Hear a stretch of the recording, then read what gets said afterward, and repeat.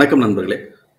இந்த சைனாக்காரன் இப்போ தான் ரேர் எர்த் மினரல்ஸ் அண்ட் மேக்னெட்ஸை இந்தியாவுக்கு எக்ஸ்போர்ட் பண்ணுறதை பிளாக் பண்ணால், அதுக்கப்புறம் இப்போ என்ன பண்ணிட்டான்னாக்க கெமிக்கல்ஸு ஸ்பெஷாலிட்டி கெமிக்கல்ஸு எக்ஸ்போர்ட் பண்ணுறதை இந்தியாவுக்கு எக்ஸ்போர்ட் பண்ணுறதை பிளாக் பண்ணி வச்சுருக்கிறான்.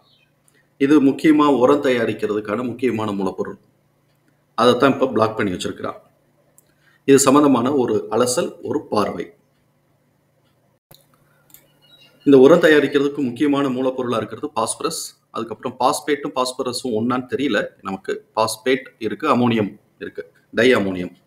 இப்போ இதில் எது சைனாலேருந்து இறக்குமதி பண்ணுறோம், இல்லாட்டி எல்லாமே இறக்குமதி பண்ணுறோமான்னு தெரியல. இது எல்லாத்தையும் சேர்த்தா டிஏபிங்கிற உரம் கிடைக்குது, அவ்வளோதான் நமக்கு தெரியும். இப்போ இந்த டிஏபி உரத்தை எப்போ அப்ளை பண்ணுறாங்க அப்படின்னு சொல்லி பார்க்கும்போது, பயிர் நடும்போதே, அதாவது விதை நடும்போதே, உழுது விதை நடும்போதே டிஏபி சேர்த்து அப்ளை பண்ணுறாங்க அப்படிங்கிறத தகவலை நம்ம படிக்க முடிஞ்சு. இப்போ சரியான நேரத்தில் இவன் இந்த பிளாக்கை போட்டு வச்சிருக்கிறான். மழை பெஞ்சு உழுது விதைக்கக்கூடிய காலகட்டங்களுக்கு முன்னாடி கரெக்டாக அவன் போட்டான். ஏன்னா இப்போ தான் நம்ம உரம் தயாரிப்போம். அப்படி தயாரிக்கக்கூடிய காலகட்டங்களே ஒரு பிளாக் முட்டுக்கட்டையை போட்டாச்சு. இனிமேல் நீ உரம் தயாரிக்கிறதுக்கு எங்ககிட்ட தான் வரணும் அப்படிங்கிற கண்ணோட்டத்தில் அவன் இப்போ பண்ணியிருக்கிறான். இது நம்மளுடைய விளைவுகள் எப்படி இருக்கு அப்படிங்கிறத நம்ம ஒரு பார்வையாக பார்ப்போம். ரொம்ப பெரிய அலசல்லாம் இல்லை, ஒரு சின்ன பார்வையாக நம்ம பார்ப்போம். இதில் முதல் தகவலை நம்ம ஆரம்பிக்கக்கூடிய இடம் ஸ்டாக்கோட ஸ்டேட்டஸ் அண்ட் கம்பேரிசன். இப்போ 2025 ஜூன் மாதம் 1ஆம் தேதி நம்மக்கிட்ட இருந்த ஓப்பனிங் ஸ்டாக், டிஏபியோட ஓப்பனிங் ஸ்டாக் 12.4 லட்சம் டன். இது போன வருஷம் இதே தேதிக்கு 21.6 லட்சம் டன் இருந்தது. அதுக்கு 2023க்கு இதே காலகட்டத்துக்கு 33.2 லட்சம் டன் நமக்கு ஸ்டாக்காக இருந்தது. அப்போ இங்கேருந்து பார்க்கும்போது ஸ்டாக் குறைஞ்சிக்கிட்டே வருது அப்படின்னு நமக்கு வருது. அப்போ குறைஞ்சிக்கிட்டே வர்றதுக்கு காரணம் சைனாக்காரன் கிடுக்குப்படி போட்டானா, அவன் பிளாக் பண்ணியிருக்கிறானா அப்படின்னு சொன்னால், சைனாக்காரன் இப்போ பிளாக் பண்ணியிருக்கிறான், அது உண்மை. ஆனால் நம்ம ஆல்டர்னேட்டிவ்க்குள்ள நம்ம போகிறோம். ஏன்னா இந்தியாவில் ரிசோர்ஸஸ் பாஸ்பேட்டோட ரிசோர்ஸஸ் ரொம்ப கம்மியாகிட்டே வருது. அது இனிமேல் ரொம்ப காலத்துக்கு நமக்கு ரிசோர்ஸஸ் இருக்காது. அதனால ஆல்டர்னேட்டிவ்க்குள்ள போக ஆரம்பிச்சிட்டாங்க. அதனாலையும் இப்போ டிஏபியோட கன்சம்ஷன்ஸ், அது யூசேஜ் கம்மியாகிட்டே வருதுங்கிறது நம்ம புரிதலுக்கு எடுத்துக்கிறோம். ஆனாலும் இந்த வருஷம் டிஏபின்னு சொல்லிட்டு ஒரு டார்கெட் வச்சுருப்போம். அதுக்கு சைனாலேருந்து இவ்வளவு பெர்சன்டேஜ்னு இம்போர்ட் நம்ம ஷெட்யூல் பண்ணியிருப்பாங்க. அது பிளாக் ஆகும்போது இந்த சைடு டிமாண்டு கண்டிப்பாக அஃபெக்ட் ஆகத்தான் செய்யும். இதனால ப்ரைஸ் இன்க்ரீஸ் ஆகுறதுங்கிறத தவிர்க்கவே முடியாது. சரி, என்ன டயத்தில் இவன் முக்கியமாக அவன் போட்டிருக்கிறான்னு பார்த்தோம்னா, நமக்கு ஜூன் மாதம் 29 நிலவரப்படி 8% அதிகமாக மழை பெஞ்சிருக்கு. இப்போ தான் நம்ம உழுது விதைக்கும் போதே இந்த டிஏபியை சேர்த்து போடுவாங்க. அப்போ அது ப்ரொடக்ஷன் ஆகி விதைக்கக்கூடிய காலத்துக்கு உரம் தேவைப்படக்கூடிய நேரத்துக்கு ப்ரொடக்ஷன் முன்னாடியே நம்ம ஸ்டார்ட் பண்ணியிருப்போம். அந்த காலகட்டங்களில் இவன் கரெக்டாக பிளாக் பண்ணியிருக்கிறான். இது கண்டிப்பாக டிஏபியோட ப்ரொடக்ஷன் ஷெட்யூலில் அஃபெக்ட் பண்ணும். அது அஃபெக்ட் பண்ணினாலும் நம்ம ஆல்டர்னேட்டிவ்க்குள்ள நம்ம உள்ள நுழைஞ்சிட்டோம் அப்படிங்கிறதையும் நம்ம புரிதலுக்குள்ளே எடுத்துக்கிறோம். இமீடியட்டாக இது அஃபெக்ட் ஆகுறதுனால விலை ஏறும். இப்போ நம்ம கன்சம்ஷன், அதாவது ப்ரொக்யூர்மெண்ட் காஸ்ட்டே நம்ம பார்த்தோம்னா ஜனவரி மாதத்துக்கு $633 பெர் டன் இருந்தது. இப்போ ஜூன் மாதத்துக்கு பிளாக் பண்ண உடனே 780 அப்படிங்கிற லெவலுக்கு ஏறி இருக்கு. இதனால என்னாச்சு அப்படின்னு சொன்னாக்க, நம்ம 1050, 1100 ரூபாய்க்கு கொடுத்துட்டு இருந்த டிஏபியோட விலையை கவர்மெண்ட்டே 1350ன்னு இன்க்ரீஸ் பண்ணிட்டாங்க. கவர்மெண்ட் கொடுக்கக்கூடிய ரேட் 1380, ஆனால் ஆக்சுவல் மார்க்கெட் ரேட் பார்த்தோம்னா 1700 ரூபாய்க்கு மேலே. ஸோ இப்போ இவன் ஒரு 150 ரூபாய் ஏற்றினதுனால அவனும் ஒரு 150 ரூபாய் ஏற்றி 1900 அப்படிங்கிற ரேஞ்சுக்கு அவங்க கொண்டு வச்சுருவாங்க ப்ரைவேட்டில். அது கவர்மெண்ட் சப்சிடி இல்லாமல் நம்ம வாங்கும்போது அந்த ரேஞ்சை தாண்டி போயிடும். இப்போ இதோட காஸ்ட்டுக்கு, கவர்மெண்ட்டோடைய சப்சிடி காஸ்ட்டுக்கே மார்க்கெட் ப்ரைஸே சில ஆல்டர்னேட்டிவ் நமக்கு கிடைக்குது அப்படிங்கிறத நம்ம பார்க்க போகிறோம். அதுக்கு முன்னாடி நம்ம இம்போர்ட் பண்ணுறோம் இந்த டிஏபி. இதில் சைனாவுடைய ரோல் எவ்வளவு, ஸ்டேஜ் எங்கே இருக்கிறான் அப்படின்னு நம்ம பார்ப்போம். சைனா சிக்னிஃபிகன்ட் ஸ்டேஜ் இருக்கான், ஆனால் அவன் டாப் ஆர்டர் கிடையாது. ஸோ இப்போ இவன் பிளாக் பண்ணிட்டான் அப்படின்னு சொன்னால் இம்மீடியட்டாக நமக்கு அரேஞ்ச்மெண்ட்ஸ், ரீஅரேஞ்ச்மெண்ட் பண்ணுறதுக்கு நமக்கு ஆப்பர்ச்சுனிட்டி நிறைய இருக்குது அப்படிங்கிறத நம்ம பார்க்குறோம்.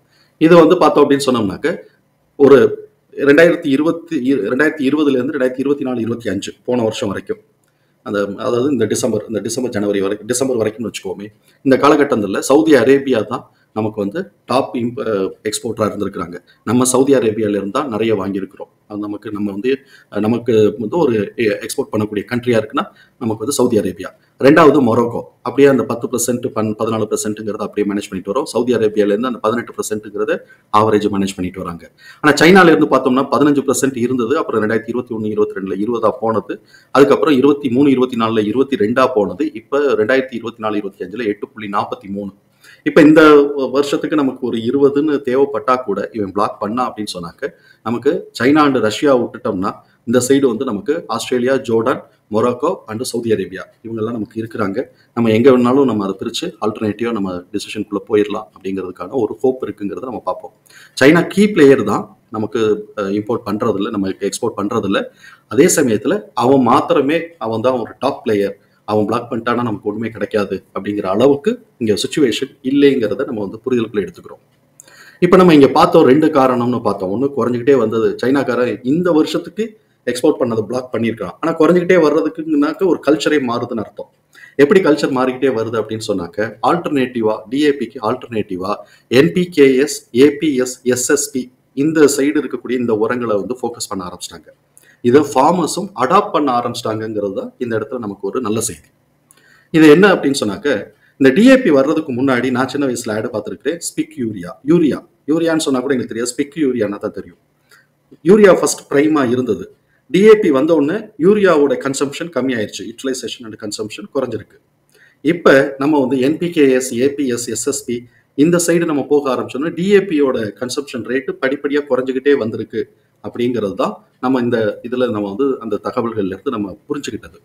அதனால இப்போ வந்து என்ன பண்றாங்கன்னா அக்ரவேட்டிவ், அதாவது நிறைய விக்ரஸா வந்து நம்ம வந்து என்பிகேஎஸ், ஏபிஎஸ், எஸ்எஸ்பி இதுக்கெல்லாம் வந்து மக்களை வந்து இந்த ஃபார்மர்ஸை வந்து அடாப்ட் பண்ணக்கூடிய செயல்கள், முனைப்புகள் அந்த திட்டம் செயலுக்குள்ள போயிட்டாங்க. ஃபார்மர்ஸும் அக்செப்ட் பண்ணிக்கிட்டாங்க. இதுதான், ஏன்னா ஃபார்மர்ஸ் ஏத்துக்கிறது தான் கஷ்டம். ஏன்னா அவங்க ஒரு பழக்கத்துல இருந்து நம்ம எவ்வளவு பெரிய ரிசர்ச் வேணாலும் பண்ணலாம், ஆனா ஃபார்மர்ஸை வந்து கன்வின்ஸ் பண்ணி ஏத்துக்க வைக்கிறதுங்கிறது அவ்வளவு ஈஸி கிடையாது.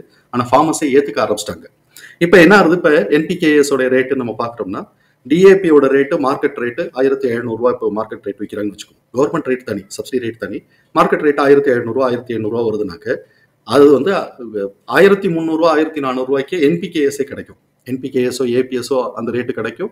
அதை காட்டிலும் ஒரு 200 300 கம்மியா எஸ்எஸ்பிஏ கிடைக்கும் அப்படிங்கிறத நம்ம வந்து தகவலை நம்ம பார்த்துக்கிட்டோம். ஸோ இப்போ டிஏபியோட கன்சம்ஷன் ரேட்டு குறைஞ்சது தான் நமக்கு இம்போர்ட், சைனா இந்த நம்ம கூட இம்போர்ட் குறைச்சிக்கிட்டே வரும். அதில் ஃபர்ஸ்ட் நம்ம சைனாவை தான் தட்டுறோம். இந்த டேபிள்ல இருந்து பார்த்தாலே தெரியும் நம்ம எங்க ஃபர்ஸ்ட் நம்ம குறைக்கிறோம் அப்படின்னு சொன்னா சைனாட்ட இருந்து இருக்கக்கூடிய கன்சம்ஷனை தான் ஃபர்ஸ்ட் நம்ம குறைக்கிறோம். ரஷ்யாவோடது இப்போ வார் சுச்சுவேஷன் இருக்கிறதுனால நம்ம யோசிக்க முடியாது. பட் நம்ம எங்க கன்சம்ஷனை ஃபர்ஸ்ட் குறைக்கிறோம்னா சைனாவோடதுல இருந்தா நம்ம குறைச்சிட்டே வரோம் அப்படிங்கிறத நம்ம இந்த இடத்துல புரிதலுக்குள்ள எடுத்துக்கிறோம். இதுக்கப்புறம் இந்த என்பிகேஎஸ், ஏபிஎஸ், எஸ்எஸ்பி போக பயோஃபெர்டிலைசேஷனுடைய ப்ரொமோஷனும் வந்து ஜாஸ்தியாக போய்கிட்டே இருக்கு.